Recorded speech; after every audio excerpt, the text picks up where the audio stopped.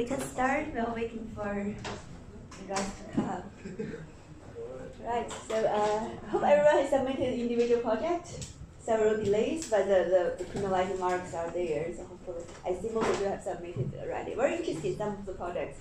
Quality is very high, so later on I want to have I have my own website of the research group, but maybe I want add a session to publish some very good individual project to showcase the class. I might ask you later individually if your project can be published. If you need some software, it's the best way to share, to showcase your work is like make it open source. You can then use those as your own portfolio, right? Now sometimes they will apply for design school or computer science. They need you to publish a portfolio of your design project or your GitHub for the code. So now we just do more basic programming, engineering programming. Your code can be just shelled, MATLAB or GAN or some with Python. If you, I think some students last year they applied to computer science master later on for interest, also for salary probably for job, but it's also a good they have enthusiasm there for to apply, and then they will publish a GitHub for the application. So if you GitHub is something like where you can publish your open source code, when you write something, even MATLAB with code, you write something, you can save them in the GitHub link. So it's very common practice nowadays. If we do computing work, you like to share your code with others. But you have seen this. So it's like your own LinkedIn or profile in computing language. So you can publish your code there, and in submission you can directly submit your codes to GitHub as well. But now you have submitted individual project, it's fun. I got all the submission, it's quite good. You have seen the group project probably, the statement was also uploaded. So later, for the second half, let's have a discussion about the detailed requirement, because I give you a relatively longer context statement than needed. So you can select the topic within the whole big topic that interests you most to see what you want really work on, because it's like urban, energy, water, food, waste, nexus, all kind of result system. If you want your group, because we should have group discussion with your team members to see which is the most interesting topic you want to start work on. The final groups are finalized. You start to get familiarized with your team members. So I suggest you to start earlier. So from now you can start to plan your group project. And in the last week we have a presentation given by each group. Okay, all right. So today we start to introduce the topic integer programming. So still it's like the classic type of optimization.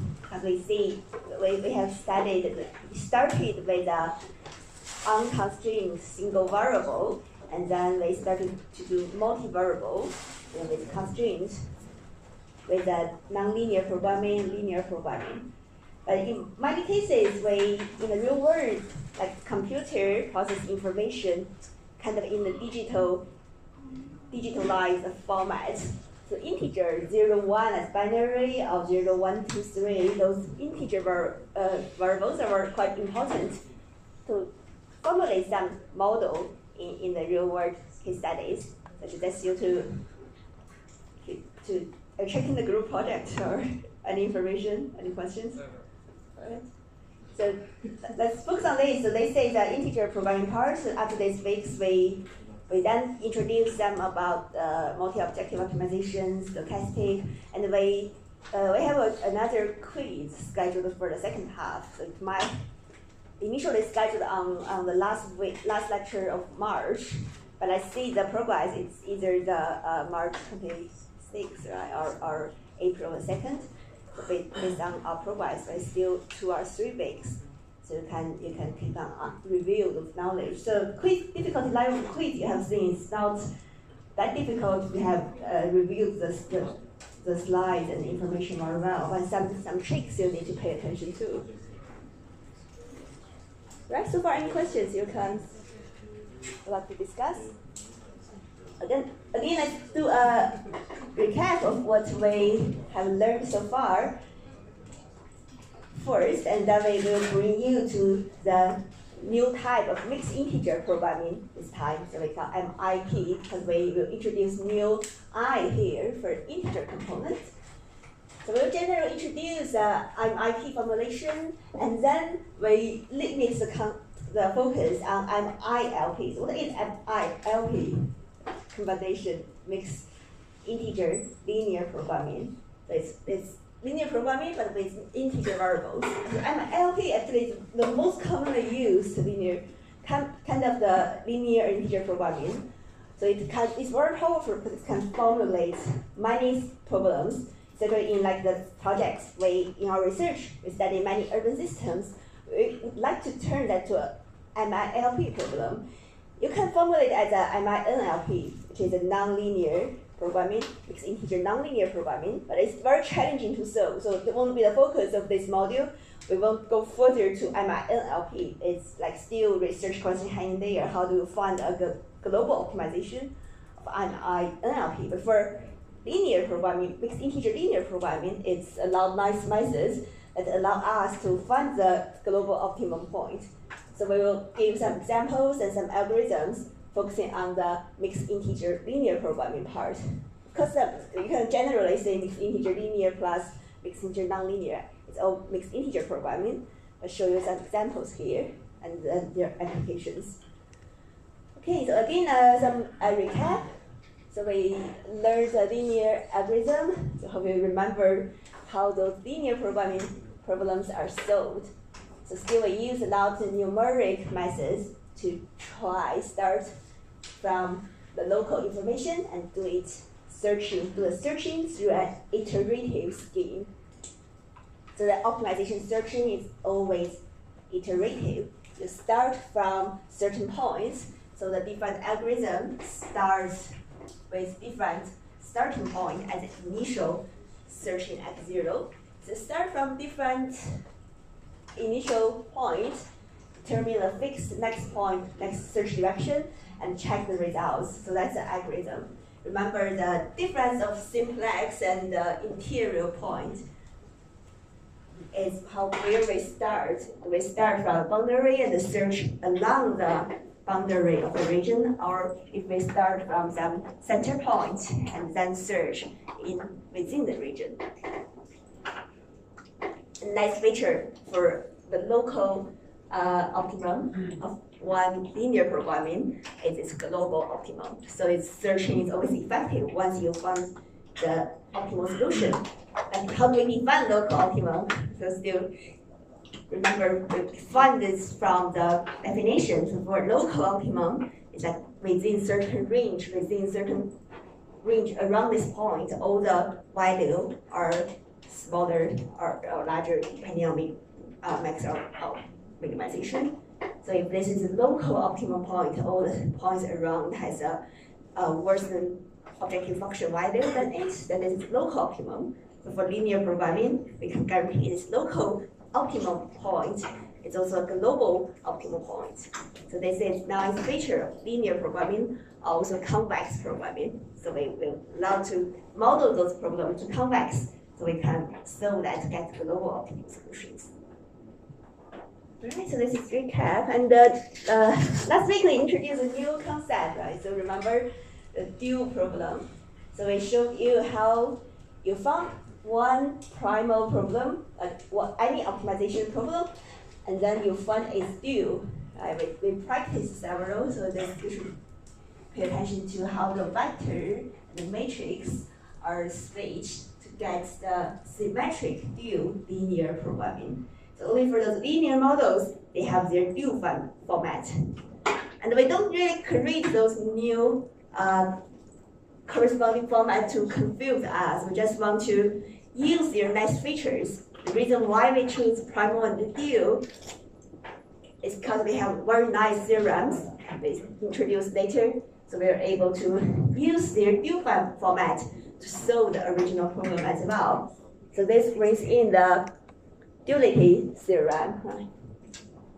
So if we consider the primal problem, like the original optimization, and it's dual problem with a related objective function max C and the minimization W. So remember we tell you some tricks to remember what is weak duality, what is strong duality. So those are the important theorems, most important theorem I should say in optimized linear programming already. So it should be understandable to you. And later on when you see the word dual, you recall it as some concepts are related to help you better solve optimized linear programming. So we say that, again, to repeat it, the weak duality theorem is that the value of the objective function of the minimization problem, so this is a dual minimization problem, for any feasible solution is always greater than or equal to that of the maximization problem, which is a primal problem. So it's like when you do is searching to find the minimization, although you find it's already the minimum point, it's always larger or equal than the original problem you search for the maximum. So it's like you have two directions, one minimization, one maximization to search. So this is a weak dual. It only tells you this inequality constraint, not constraint inequality relationship. And then we have the non-duality theorem. So this is even more helpful because we can then use this to search for the optimal point. So the non-duality theorem tells us if both the primal and the dual problems are feasible, so of course it should be feasible. So it's always possible one optimization is not feasible. Feasible means you have the feasible region, at least a solution region to give you an optimal point. So if both problems are feasible, which means they can be solved with the solution, then they both have optimal solutions such that their optimal values of the objective functions are equal. So the weak one tells us, okay, we go two trends and meet, go towards the center, but one is still larger or equal than the other. But the strong duality tells us if they have optimal solutions, then these two optimal solutions are the same. So once you solve for one problem, you automatically solve for both. So this is a nice feature about non-duality. You can use this to solve whichever is easier. You can solve the non or the dual to get the solution. Primal or dual. So this is a recap of the theorem, and also we showed you the interior point method. Again, you don't have to know the details, but because this interior point is the algorithm, default algorithm in MATLAB and many solvers, so when you directly use it, you know how to search for optimal solution. You search from the centering point, try to find the center of the feasible region as center as possible, and then go through the steepest distance direction. So this is a basic IP interior point method. It's many different formats. It has some dual interior point and those advanced methods, but it's all based on this whole concept. Okay? And then we compare those two methods. So at what situation should we choose the interior point and our simplex method?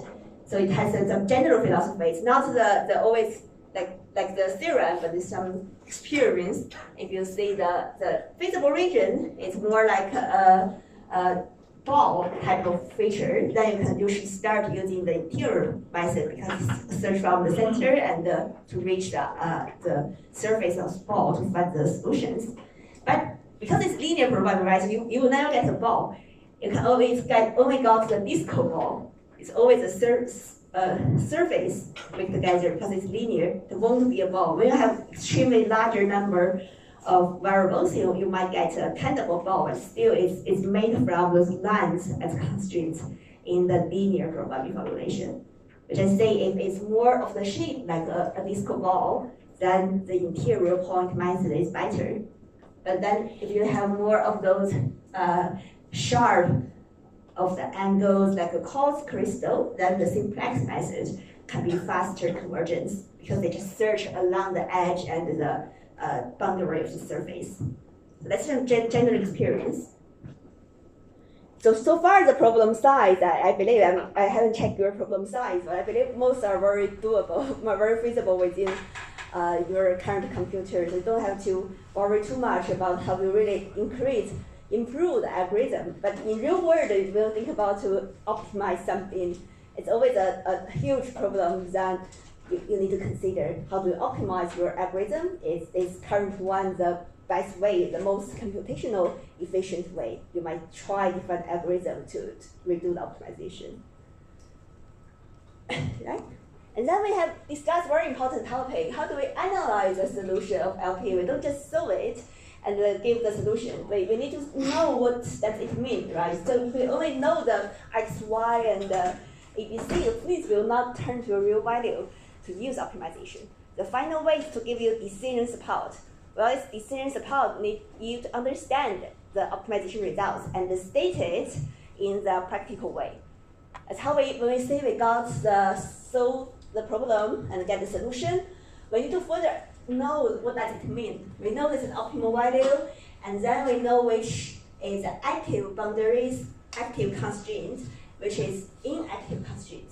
So for the small scale problem, we can easily calculate by hand. This is active, so it's bounding constraint. Or the other are not bounding, they're inactive.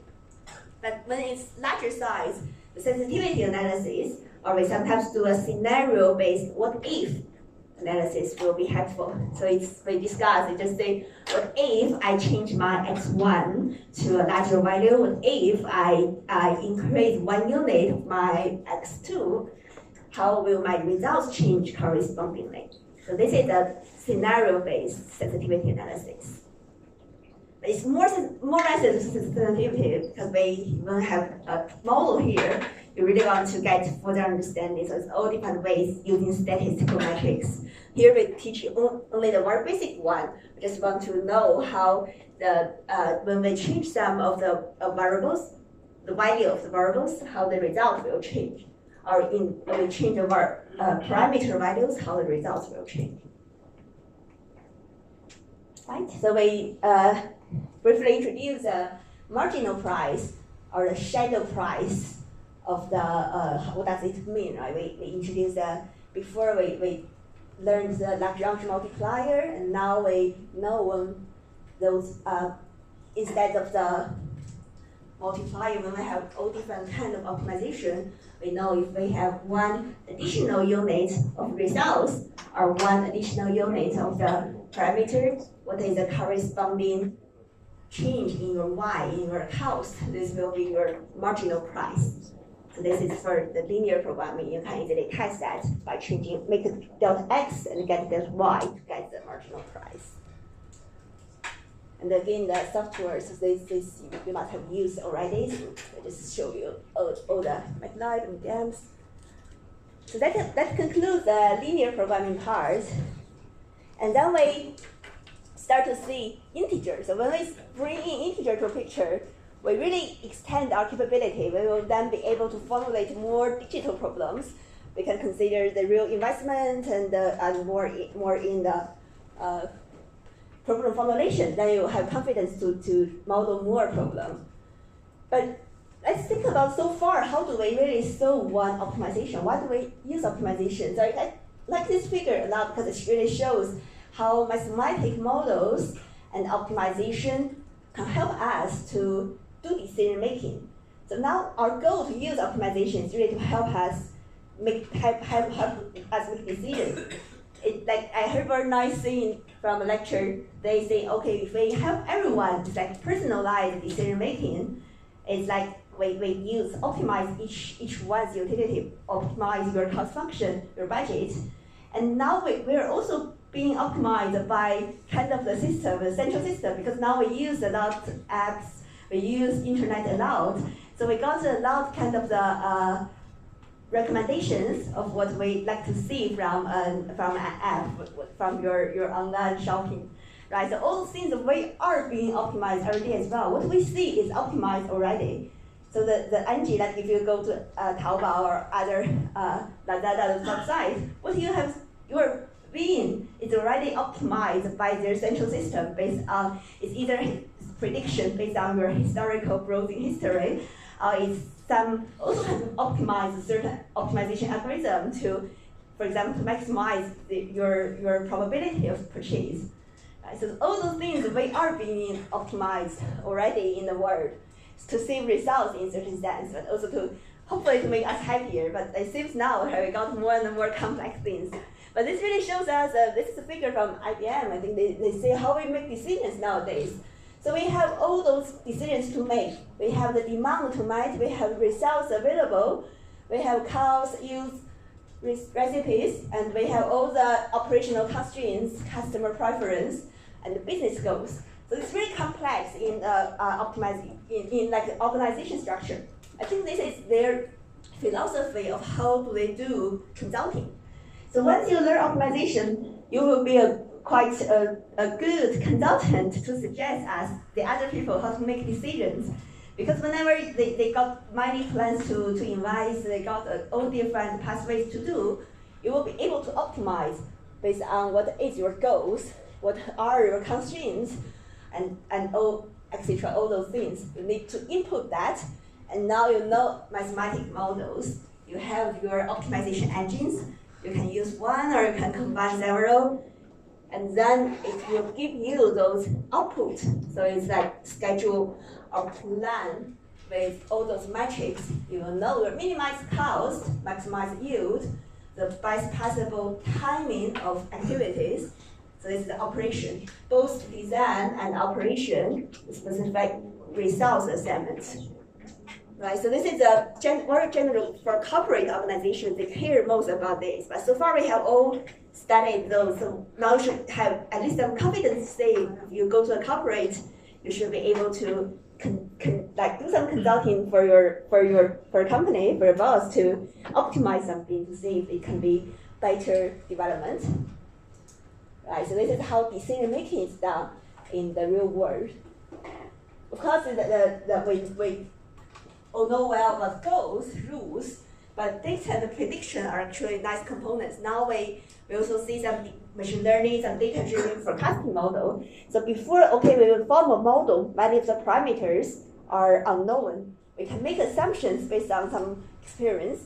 We can also use the data-driven methods to do this forecasting. So now people emphasize more and more the value. If you have your corporate data, you have your IoT, the sensor data, you will be able to make prediction, so to make the model more realistic. But that's overall the type of optimization problem. When we really model them, you should then think about, oh, what optimization engine I should use to solve my optimization.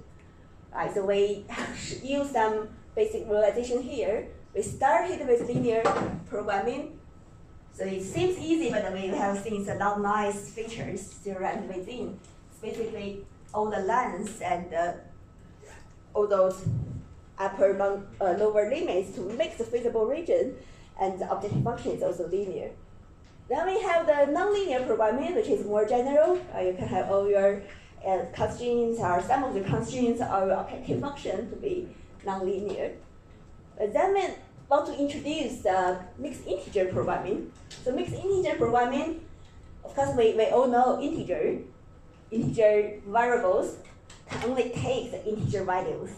They can either be just a normal integer variables, 1, 0, 0, because 0 is one integer, starting from 0 to 1, 2, 3, 4. And so we use a lot of the integer variables. Even in your program, I think you have started, you even use them in your individual project already, because sometimes we really need to constrain to be an integer.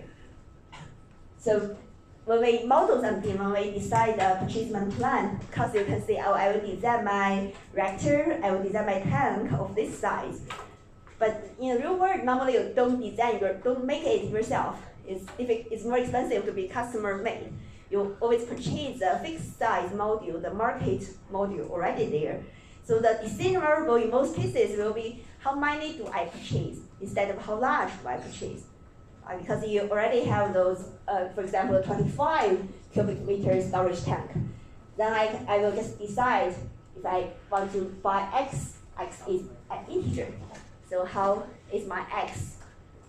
So when I design my problem, I will have the x there to be the same variable, but this x cannot be 1.5, cannot be 30.25. I have to find the integer ones. And also, now we also use programming to solve some of our scientific problem. It's not just economic or engineering. When in scientific, if you think about chemistry, chemicals, you have learned a lot in your previous years about some of the like the chemical structure.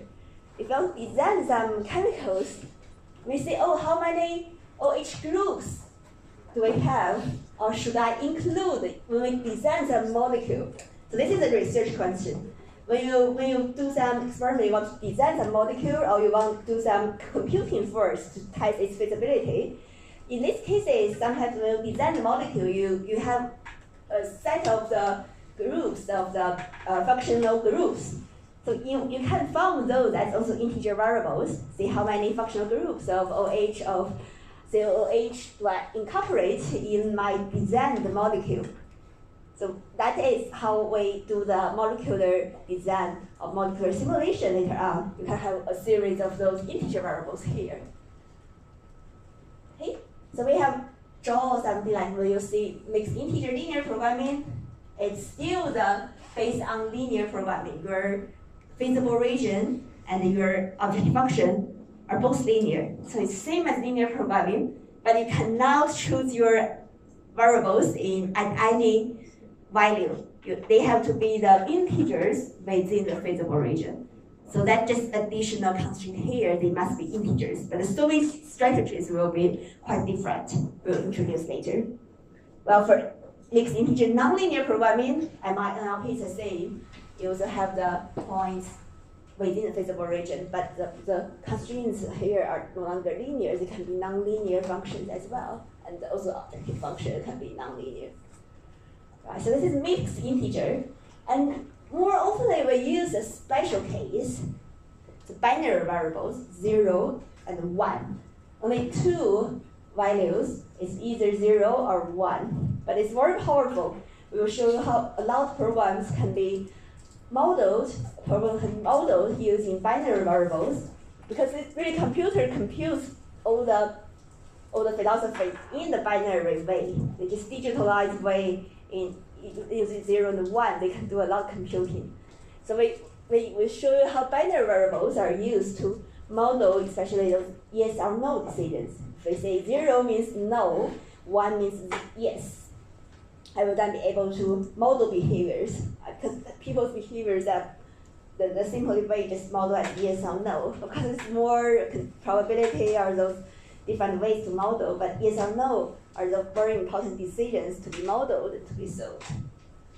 Right, so some examples also here. If we have one variable, if I'm design a process, so I make xa equals 1, means I have this operation A exists here, operational unit is here, I choose it. If it's 0, it means no, I don't choose it. Right, so similarly, if I also have my decision variable, I want to indicate it as x. Here, YCD is actually decision variable. If I indicate the connection and model all the nodes A, B, C, D, E in my plant, but I want to know if they're connected to be the optimal way. So I have my YCD as a decision variable, as binary variable. If they are 0, it means I don't have this connection. But if they're 1, it means this connection is there. So just model those decision variables and then solve the optimization. The optimal results will return you 0 or 1 to be the optimal decision to tell you yes or no, to build this or not to build this. So this is why we need the integer programming to give us more flexibility to model.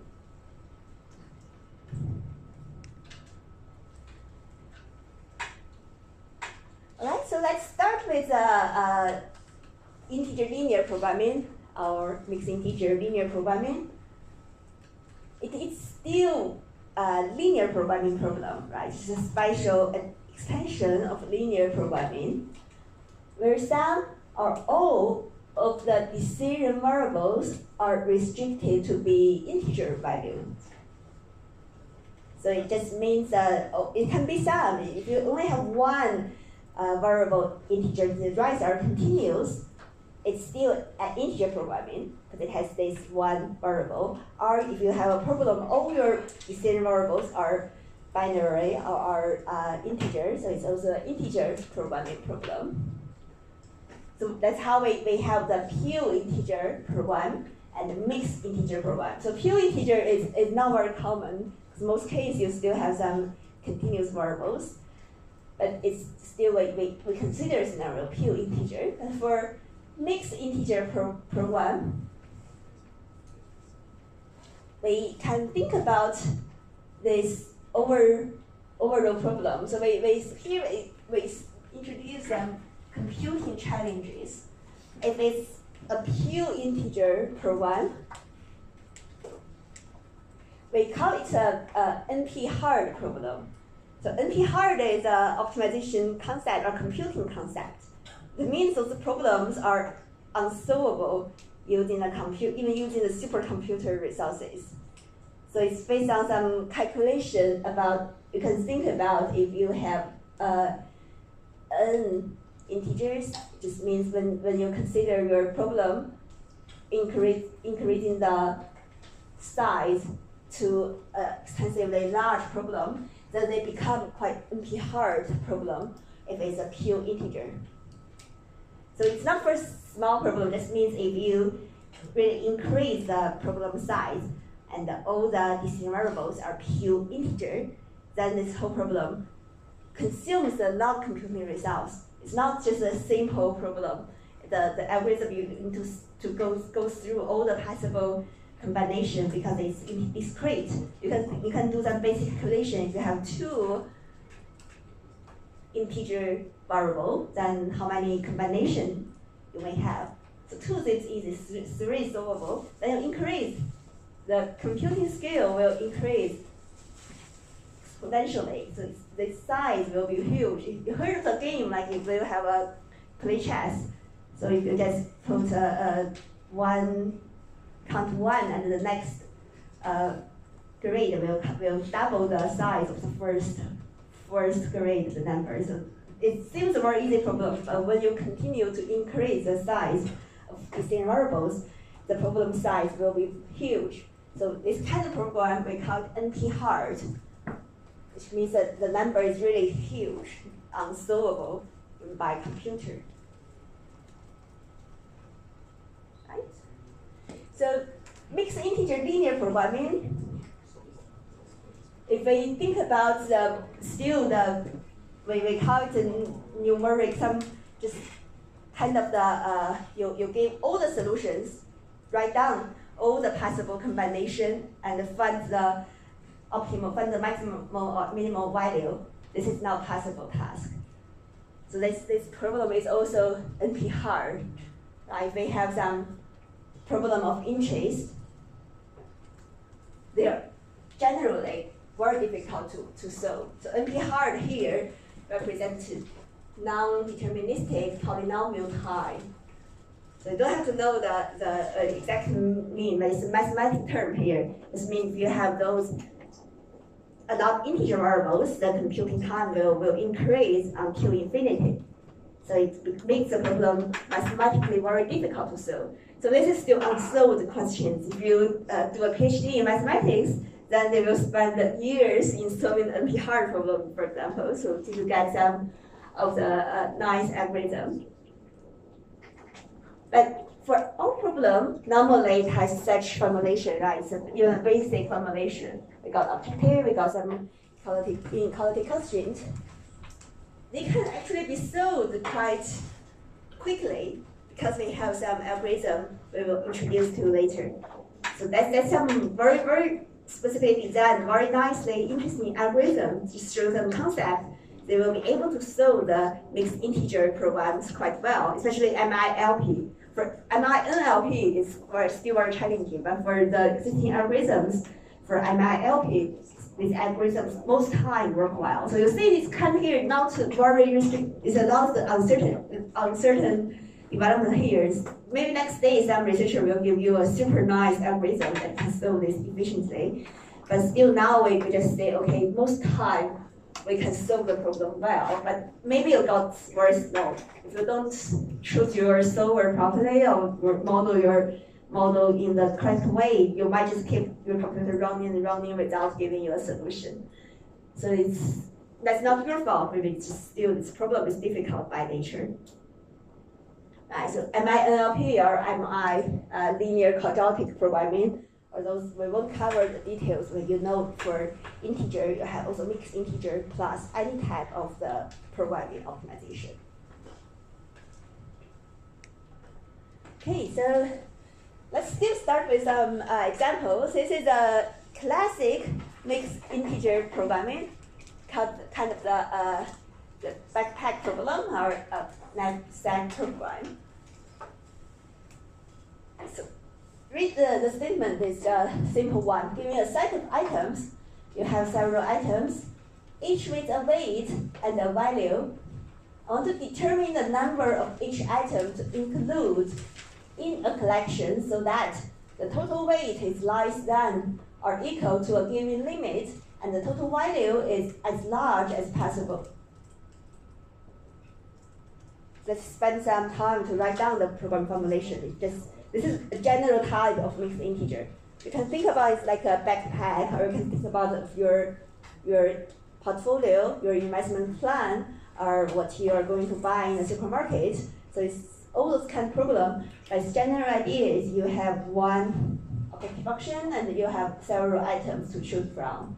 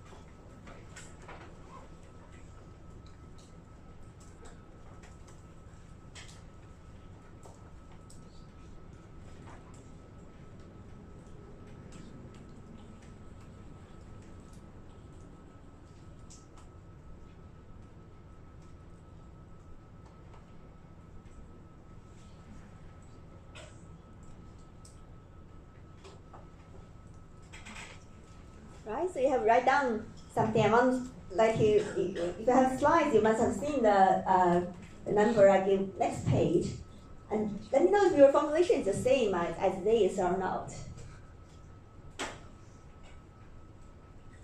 So the question we ask, I know the total the set of items, and I want to determine the number of each item.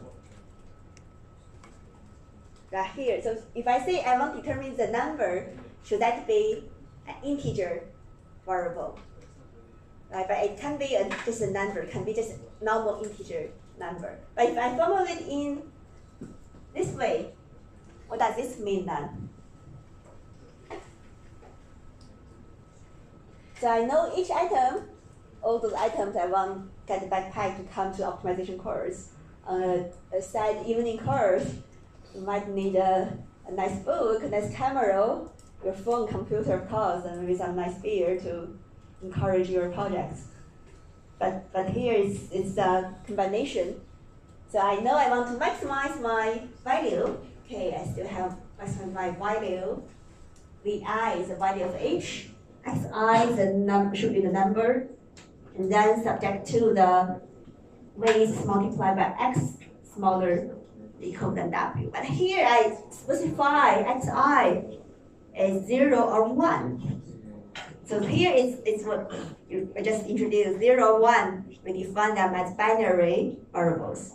But actually here I asked how many items. Then you can also formulate this as 0, 1, 2, 3. If you don't constrain, you can only have 1. You just want to have a dozen of beer, that's 1. If you can afford that, then this can be your integer variable. But if you formulate in this way, it really means you only have 1 or no. Right? So you can only include this term item in your bag, or don't have that in your bag. So it's different ways of formulation. When you do your project, it's never a wrong way because it's really very flexible. You can always, based on your statement, to decide your mathematical model. But really pay attention to different modeling has different meaning. If you have 0, 1, then you can only choose yes or no. I don't have a beer, or I have beer not at all, or I have 1. But if you choose a integer, normal integer, then you have more options to have 0 or 1 or 2. Okay, so this case is okay to you. And this is the level 0. So start with this backpack problem, get a sense of what integer variables are, and then we can move then to use the similar strategies, but to form a more advanced level of design. So now it's your kind of your reactor selection, coming back as a happy student to an engineer working in a company. So we need to design a process here with minimum cost to produce this 10 kg per hour of B from feedstock A. Right, so this problem is stated in this way. Right? We got from here, we know we have the input feedstock A, the maximum is 15 kg per hour. Then we have 3 reaction pathways. It can be just a reactor, or it can be more complex. Here we just say, assuming it's just one reactor design, we need to decide which one to choose. But the goal is we need to produce 10 kg per hour. So we indicate the numbers here. We show you the process use, fixed and variable cost parameters are given. So here is the 3 numbers, 0.8, 667, 555. Those are the, you can imagine it as a process yield. So you can multiply these to the feedstock and get the output to be y. Means x multiplied by this yield equals y. And how do we provide the cost value? We'll do your own design. You need to do some market search or quotation to know the cost. But here, cost is normally given in 2 parts. One is called fixed cost, or sometimes we define as capital investment. And the other part is the variable cost. So what does this mean? So fixed cost normally means, okay, if I want to produce something, I must buy the equipment. So this equipment is already you kind of one-time investment, capital investment, capex. So we have the fixed cost to be your capital expenditure, we define as capex. And then you have your, you can regard similar meaning as fixed cost. But also you have not just one-time investment. When you operate this, you still need the electricity, energy, manpower, labor, those resources to operate it. So when you move after your investment phase, you still have the variable cost. So these costs are related to the production amount you have, right? So we normally call it operational expenditure in the modeling. So this capital plus operational, those two parts of expenditure makes the total economic objective you should consider. So here in problem we give you the fixed cost for each line is 1854 and 27 respectively. So if it's just one simple reactor, it can be how much you have to pay to buy this reactor. So it's fixed cost. But variable costs are also given here. So the variable costs can include, as we say, all the raw materials, the operating labor, the energy, all those resources you use, right? You do economic design, it's operational cost. Well, the variable cost for the 3 pathways, they will be relevant to the amount as well. So if I give you the cost, it really means the unit cost. It means $35 when you produce or when you process per unit of feedstock. So if I give you these values, how do you form this mixed integer linear programming? So this solution is not necessarily right. It also has some format change. So you can use this to rewrite your optimization. Okay. You can see this if it's correct or not. If not correct, how do you form it?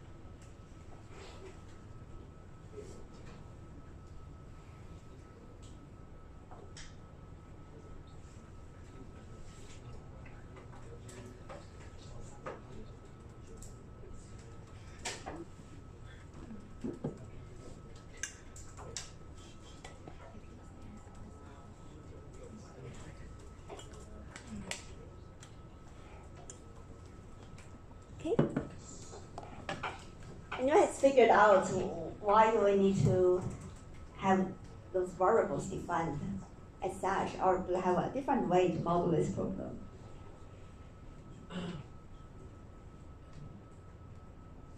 Anyone volunteer to explain this? Show your understanding. I think it's a common strategy you might have used in your design project, right? Because it's some options. You can decide I choose through these options, and you also need to decide how big each option, what the amount through each option. Right, so it's three. Here is 3 reactors. Why do I need my x and y here? And also my x and y are all the x and y are decision variables. So if I see something missing here, how to indicate my integer variables? Is y a continuous variable or integer variable? Integer, 0, 1, or binary or normal integer? Okay, so now you see a good modeling way, right? So because here we formulate the problem in such a way that we have not decided either we choose a reactor or not, so we can put this way, kind of like a superstructure, which means all the options, I just included them in the statement. So 1, 2, 3, 4. Here's 1, 2, 3. It's all possible, but I'm not sure which to use. So I put my option here. So now I release the answer here. It is the same as what you did or not. I have a look of the problem formulation to see if you understand. You might have realized, okay, y should be integer variables, or better here, binary variables. I want to decide either I choose this reactor or not. But why do you need these binary variables to formulate your problem? How do you use that? That's some modeling techniques. Right, we have shown you the total cost I want to minimize, include both parts. For fixed cost, it means once I decide to use this reactor, I have to pay the fixed cost. I must buy the reactor first. Right? If I have production line, I decide to make investment. So my y here, 0 or 1, is my yes or no decision, or no or yes decision. Say if I invest in a single reactor or not. Okay, so I must have my fixed cost, 18, 54, and 27 included. But in the meanwhile, I want to operation along the way. So I have my x 1, 2, 3. These are the possible fixed stock. It's continuous variable, right? So x is continuous variable here. There, x is not integer. So I decide all my x make together to get the product. I see the total B I need is 10. Right, so here, because I know exactly I want to get 10, so I use the equality constraint instead of a larger or equal than 10, because I just need 10, so I put equality here. And I know my fixed stock constraint, the total of x must be, the upper bound is 15, so I can sum them together. And then, of course, x are the fixed stock amount I distribute to each production, each reactor. So they are non-negative variables. But is this enough? So this is something new we model here. Why do I need to describe the relationship of x and y using the maximized value of total x? So what does this mean? So this is an interesting thing about integer programming. If you think about this inequality constraint, because y can only have the value of 0 or 1, right? So if you will calculate the model, it means that if your decision is 0, I don't invest my the first reactor, then this constraint becomes x1 is smaller or equal to 0, because it's also larger or equal to 0. So it means x1 has to be 0. Right? This is if my y1 is 0, what does it mean? Y means my investment decision here. I use my y to decide if I invest the reactor or not. Right? So if y1 is 0, it means I do not make this investment. But I need to constrain it at the same time. If my y1 is 0, my x must be 0 because I don't have reactor 1. This pathway is not allowed at all. So I must have my x1 equal to 0 as well. But if you formulate in that way, say, oh, if my y equals 0, my x also equals to 0, the computer cannot solve in that fast if you give a lot if-then conditions. But in this way, you just use the inequality constraint to model it. It's much efficient than you say do a judgment here. Because using computer, you can always add a lot statement in your for loop or in your if-then judgment. But this is the efficient way. This is the beauty of modeling. You can use the binary variables to define a lot of the causal relationship. So later on, we will also evaluate several examples like this, but this will give you a sense how do you use the binary variables to make decisions. And similarly, if your y is 1, right, I see I invest my optimal solution tells me y is 1. I have my reactor 1 available here. So this constraint becomes what? Becomes x1 minus 15 is smaller or equal to 0. So this always holds because you already have x1, x2, x3 summation smaller or equal than 15. Well, each of them is non-negative. So this will automatically hold if your y1 equals 1. So this is the modeling technique we just use here in process design. When it's large scale, this is very useful. You use binary variables 0, 1 to indicate if one pathway exists in there. Because your process design is so complex, not just your process plant design or even your supply chain design, or many of the, whenever there's some design problem there to make some decisions, and you consider the fixed cost and the variable cost. This is a way you can use one set of variable to indicate the investment, yes or no, another set of variable to determine the capacity. So it's more like the operating capacity, which is related to the variable cost. So that's also how we have different set of cost terms here. It's clear? So this is give you a sense of model. Later on we will use this again. But from here, from this simple reactor, the final goal is to let you solve your whole plant design. So this is an advanced level for like a research project already, but give you a sense when we really want to make a process design, make some optimization, how do you design? So it's called kind of flow sheet design, or you have your superstructure. You want to choose what technology to use, what pathways to include or not. Okay. So in this case, I show some examples. Okay, I got some to hydrogen reaction to get benzene methane, and then to benzene to get the final product of hydrogen. Okay, this is the whole flow sheet. But then if I want to not just use the Aspen HYSYS to give you a design, but I want to model it using optimization directly, how do I do that? Then you can think about how do I use all the decision variables. So I can have a lot of the integer variables to make the decision. So here we call it logic decision. So logic, if we say, is also another way to say integer, because logic is a kind of computer logic. We have the digitalized logic variables, the logic decisions. It also means the binary or integer type of the decisions.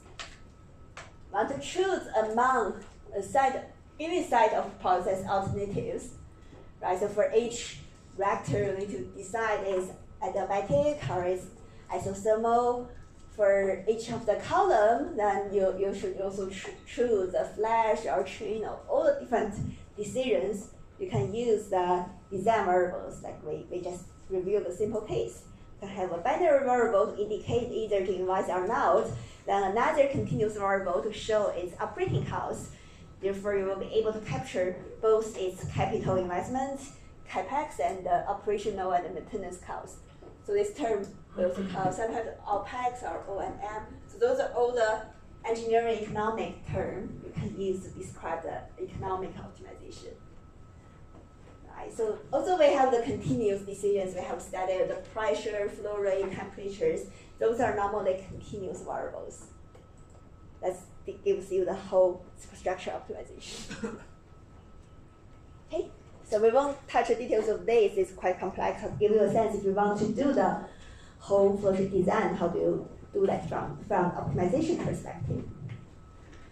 All right, so we have seen some examples. Then still, again, this is the only chance we then know how do we solve it, how to mathematically solve this. Again, just to understand the general philosophy, because it's very interesting. I want you to have a look how we can, what's the algorithms, what are the solution methods we can use for integer programs. Right, so of course we can do, because it's integer, right? So as I just said, we can do exhaustive enumeration. It's no problem, it's just integer. It's not like continuous, you cannot list all the options. You can write down all the options. And then you can also, instead of the exhaustive, you can do some tree search or do the dynamic programming, but still you list all the options and then go through the different branches, we call it a tree, to go through, but go down, to go further down based on how many variables you have to find the solutions. Okay?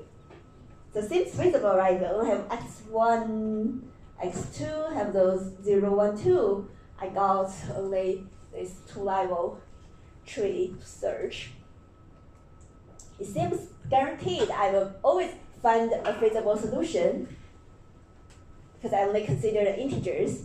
If I have constraints, I will check my feasibility, right? So it's guaranteed we can always find the solution because we just keep searching if the problem is feasible, we can always find the solution. But the computing time, as we say, the NP hard problem, you can try to calculate what is the enumeration you have to do. If I only have my binary variables, just m binary variables, so 0 and 1, then how many combinations I will have? I have m binary variables.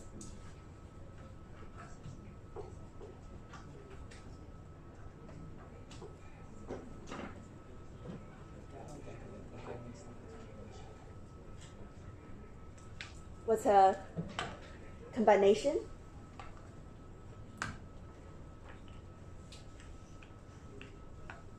Right, if you don't answer now, I will put this to a quiz question then. So easy.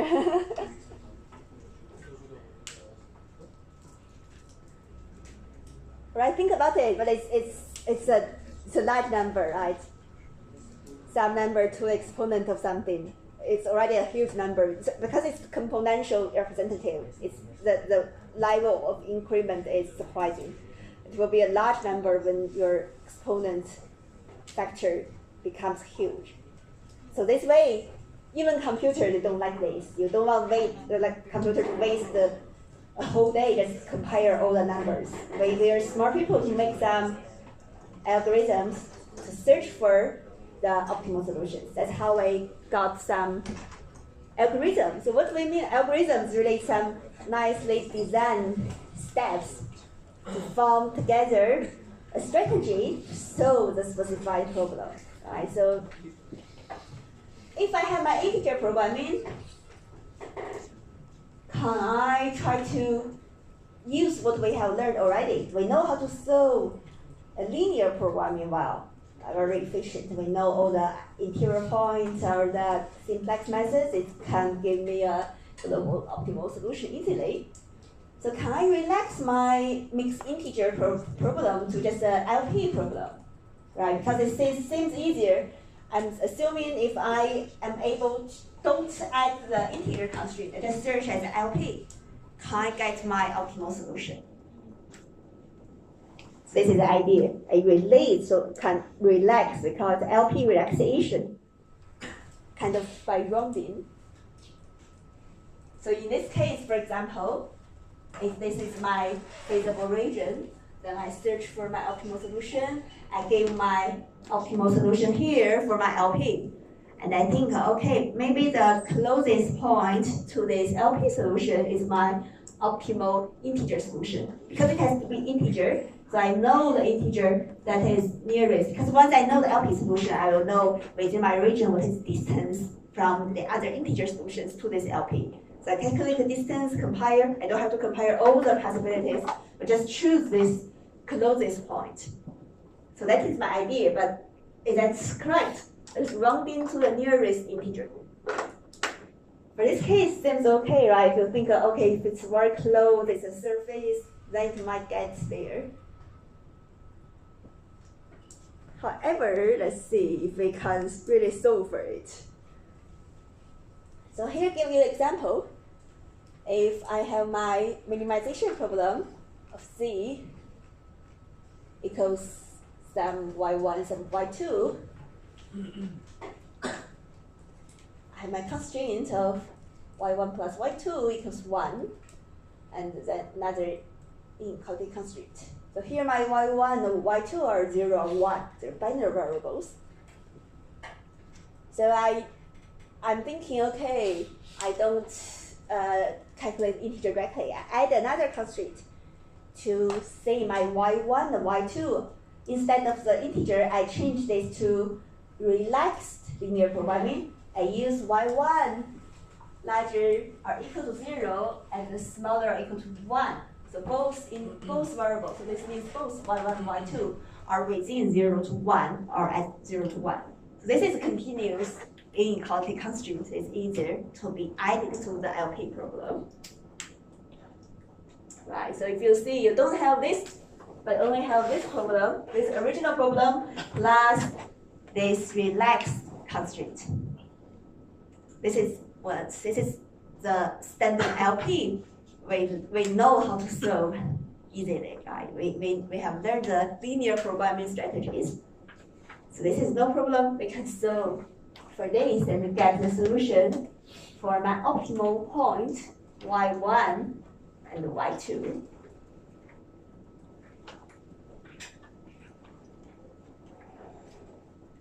So this is just a solution corresponding to original problem without the integer requirement plus this relaxed constraint. You can use linear programming to easily solve it, got a solution.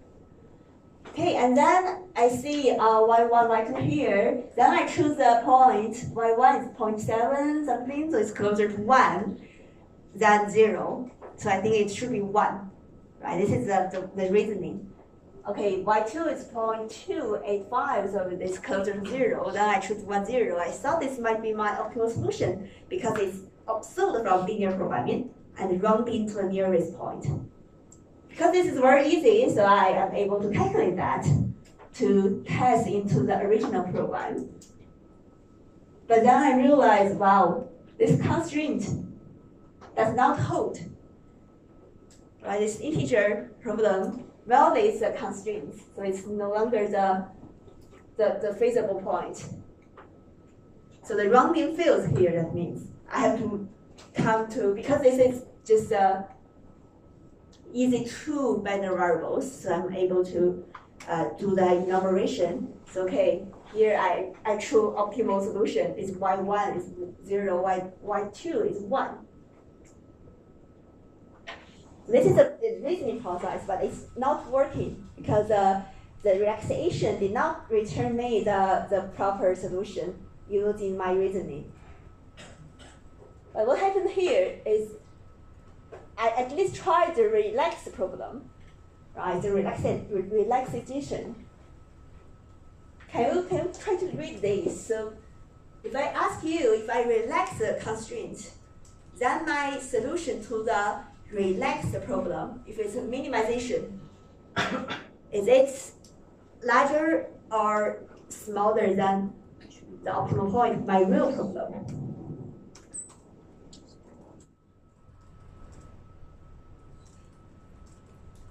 It's similar as when we do the sensitivity analysis, right? When we have the original feasible region to be this, then when I do a relaxation, it always means we extend the feasible region in certain way. So it's always a larger selection region.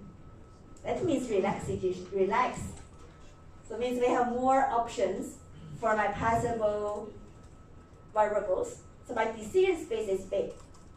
Before I can only afford $100 budget, now I can relax my budget to 120. This is what we call relax. If you change your budget to 90, you won't say, oh, I relax my budget from 100 to 90. So relax always means we have more flexibility to choose. So when you have relaxation, this R relaxed problem, you always have a better or equally good solution to the original problem. Because the original problem is still a possible solution to your relaxed problem, but your relaxed problem probably can give you better solution.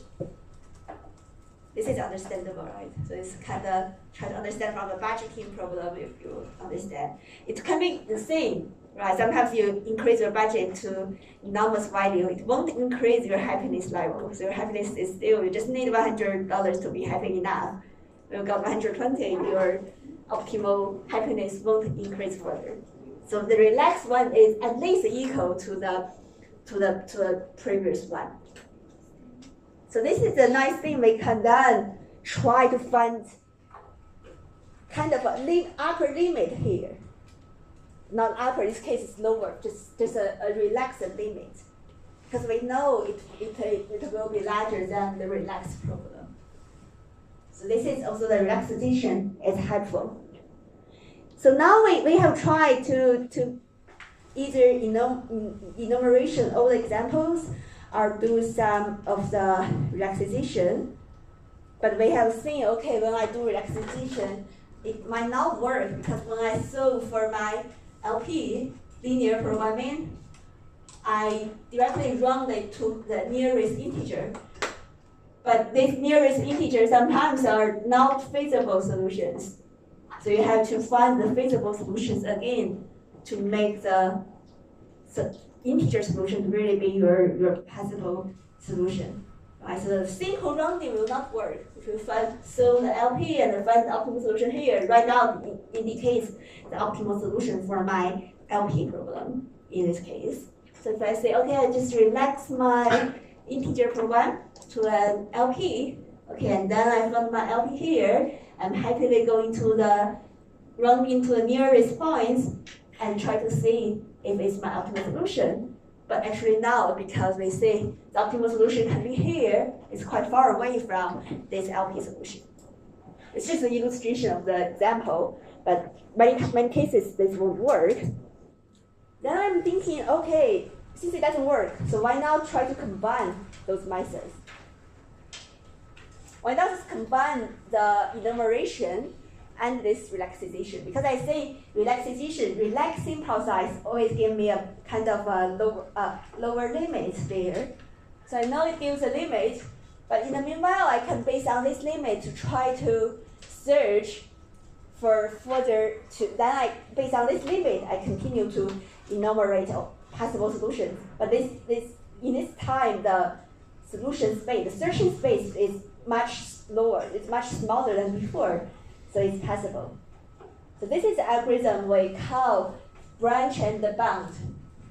This is B and B. Sometimes they call B and B is one of the most commonly used integer solution strategy. Kind of the most powerful one. It's very simple to understand. Just you find a branch to go and find a bound to constrain it. So it's B and B. Just keep going, and then until you reach the optimal point. But it's very effective for, at least for MILP problem. So the idea is we solve this linear programming relaxation first, LP relaxation first to get the fractional solutions. because you relax it, so it won't be integer solutions most time. Just got normal solution. Right? This way, instead of we say x is binary, I change that to a continuous. Similar idea like this. But it's not just valid for binary. It will show case for any integer, you can change that to an inequality. And then based on the solution, you can then create two sub-branches by adding this constraint. So in this way, we will be able to search for this in an iterative manner. Okay? So forget about figure, let's just see a case. If we look from this case, it's easier to understand. Okay, we call it E and B for integer programming. So first I do a relaxate to one LP problem. Relaxation gives the lower bound of the original problem. If we consider the minimization problem here. So I want to minimize my objective function. I use J to indicate my solution here. And first step, okay, relax it. I don't put it as a integer. Just use a normal variable. Okay, and I solve for my optimal solution. So the step one is a blue box here. I solve one LP problem. Got optimal solution J star equals J0 as my starting LP solution. This is just normal LP. And for example, it gives me the solution of x1 and x2. Of course, they are not integer because we relax that to the continuous variable. It can be non-negative, or just relax it already. And then, next step, this is we go to the branch. The first one is a bound. We then go to a branch. I see my solution x1, x2. Then if I choose x1 to do the first branch, based on the initial value, optimal value, x1 is 3.4. So I again use rounding. Well, I guess it can be 3 or it can be 4, but I cannot just guess. I have to solve this again. So I add another constraint to limit x1 is equal or smaller than 3. So still you put the objective function the same, the original constraints the same. It's just the original linear programming, but plus this constraint. You add one constraint to the original program. This constraint gives you the lower branch. And again, you solve for this linear programming. If it's still feasible, it's possible that it's no longer feasible. If no longer feasible, you cut this branch easier. We don't continue because it's already infeasible. If it's feasible, you write down the solution here and see if it's x1 then x2. Okay, so this is a branch 1. Again, you have to cover both sides, right? This is smaller or equal than 3. Then you should have your larger or equal than 4. Why is 4 but not 3?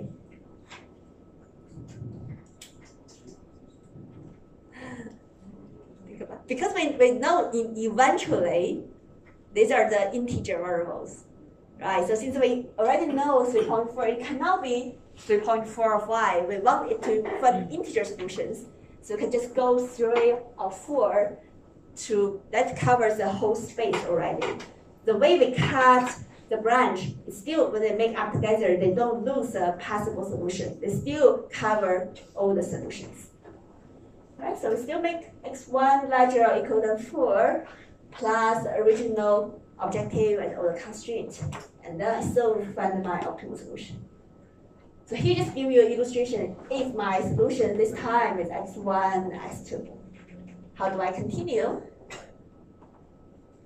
Because here, this branch, I already did the x1 branch. So now x1 becomes an integer. We can continue to divide based on x2. So again, the next level of the tree, we divide the problem based on x2.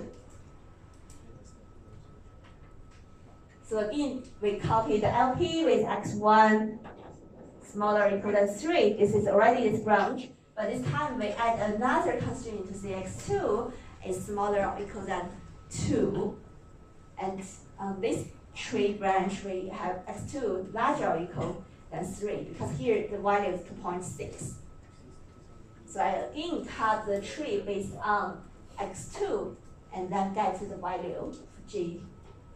So here I can get another set of value. I can continue to reach to do the tree. But if I reach an integer variable, if I reach the both x1 and x2 becomes integer, that means I will no longer do the search. I already get my integer solutions.